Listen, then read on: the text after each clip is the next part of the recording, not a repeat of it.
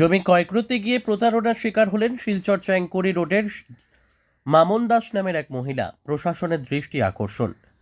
জমি ক্রয় করতে গিয়ে অশোক সরকার নামের এক ব্যক্তিকে 22 লক্ষ টাকা দেন শিলচর চ্যাংকুড়ি রোডের বাসিন্দা মামন দাস নামের এক মহিলা। কিন্তু 4 বছর অতিক্রান্ত হলেও জমি তো দূরের কথা, নিজের টাকাও ফেরত পাননি সেই মহিলা। বিষয়টি নিয়ে অনেক বিচার ও সভা সমিতি হলেও সমস্যার সুরাহা হয়নি।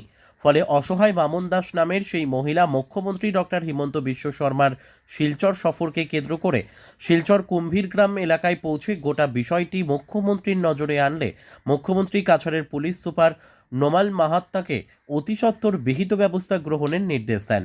মুখ্যমন্ত্রীর নির্দেশে পুলিশ সুপার অশোক সরকার নামের সেই ব্যক্তিকে ডেকে সমস্যার সমাধান করায় মামন দাস স্থানীয় পুলিশ সুপার সদর থানার ওসি সহ আসামের মুখ্যমন্ত্রী ডক্টর হিমন্ত বিশ্ব শর্মাকে ধন্যবাদ ও কৃতজ্ঞতা জ্ঞাপন করেছেন মামন দাস।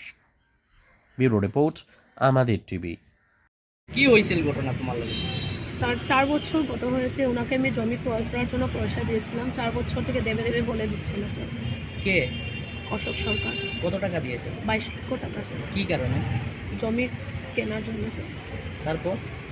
তারপর তো আমি কি করব? 4 বছর থেকে ওকে বলছি অনেক বিচার আচার হয়েছে স্যার, বাট কোনো রেসপন্স নেই। টাকা দেওয়ার ডেট আসে, অনেকটা এগ্রিমেন্টও হয়েছে, কোনো টাকা দেয়নি। তারপর আমি ভাবলাম যে আমার তো টাকা পাবো বলে কোনো আশা নেই, আমি আশা ছেড়ে দিয়েছি। তারপর আমি ভাবলাম যে সিএম স্যারের এখানে যদি বলি তাহলে আমার টাকাটা ফেরত পাবো, না হলে আর কোনো টাকার আশা ছেড়ে দিতে হবে।